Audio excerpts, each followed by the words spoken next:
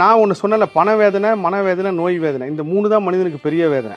அதில் நான் வந்து கண்டுபிடிச்சேன்னா, பண வேதனை இருந்தால் மேக்ஸிமம் சந்தோஷப்படுங்க. ஏன்னா அது உங்களுக்கு பணத்தோடு போயிடும். நான் அந்த வேதனை உங்களுக்கு நாளைக்கு ஏதோ ஒரு விஷயம் பண்ணீங்கனாலும் அது பணத்தோடு போயிடும். ஆனால் இதே படுக்க வச்சு ஹெல்த் பிரச்சனை வந்துடுச்சு, இல்லை வேற எதனாவது ஒரு மனம் சம்மந்தப்பட்ட ஒரு பிரச்சனை வச்சுன்னா அதுக்கு தீர்வுன்றது ரொம்ப ரொம்ப குறைவு. அப்போது நான் என்ன சொன்னேன்னா, அதுதான் ஆகாஷ் காட்சிங்க. அந்த அம்மா ஒரு கிளாஸுக்கு போகிறாங்க. சரி நானா நீங்கள் போயிட்டு வாங்க, என்ன சொல்கிறாங்கன்னு பார்த்து சொல்லுங்கன்னு. இவ்வளோ நாள் நாங்கள் எதை பற்றி பேசணுமோ, நான் எதை பற்றி அதிகமாக சொன்னனோ அவர் அதை தான் சொல்லியிருக்காரு. மேக்சிமம் மணி பிரச்சனை மனிதன் வர எல்லாருக்குமே கர்மா நல்லா இருக்கு. பணத்தோட போச்சு. பணம் சார்ந்த விஷயங்கள் எல்லாமே கர்மா நல்லா இருக்கிறவங்க மட்டும்தான்.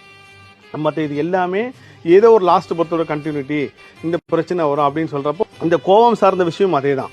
நிறைய பேர் நினைச்சிட்டு இருக்காங்க நம்ம ஏதோ பேட்டியில் சொல்றோம் அப்படின்னு தான் கிடையாது. எனக்கு வரக்கூடிய அனுபவத்தையும் நான் உணர்ந்த விஷயங்களையுமே முருக சக்தி எப்படி செயல்படுது, நான் இப்போ முருகர் ஆராய்ச்சின்னு இப்போ நம்ம சொல்கிறோம்ல, இது வந்து நான் அப்போத்துலேருந்தே முருகர், என்னோட குருநாதர் இருக்கும் போதுலேருந்தே முருகரை தேடிட்டு தான் இருக்கேன். இந்த முருகர் இப்படி பண்ணுறாரு, அப்புறம் ஏன் முருகர் திட்ட வச்சாரு, என்ன ஏன் திரும்ப கும்பிட வச்சாருன்ற கேள்வி எனக்குள்ள பல காலமாகவே இருக்கு. எல்லா முருக பக்தரும் இதை நம்ம சொல்லணும் அப்படின்னு சொல்லி ஒரு காணொலி வெளியிட்டோடனே கமெண்ட்ஸை பார்த்தா ஆமாம் சார் கரெக்ட், ஆமாம் சார் கரெக்ட், ஆமாம் சார் கரெக்ட் தொடர்ந்து வந்துகிட்டே பதில் வந்துகிட்டே இருக்கு. ஒருத்தர் சொல்கிறார், சார் இந்த வீடியோ மட்டும் நான் பார்க்கலன்னா இன்னைக்கு சாயங்காலம் என்னோட அட்வொகேட் கிட்ட டிவோர்ஸ் வரைக்கும் நான் இது ரெடி ஆகிட்டேன். இதுக்கு அப்புறம் தான் நான் சஷ்டி விரதம் இருக்கிறதுனால சஷ்டி வேண்டி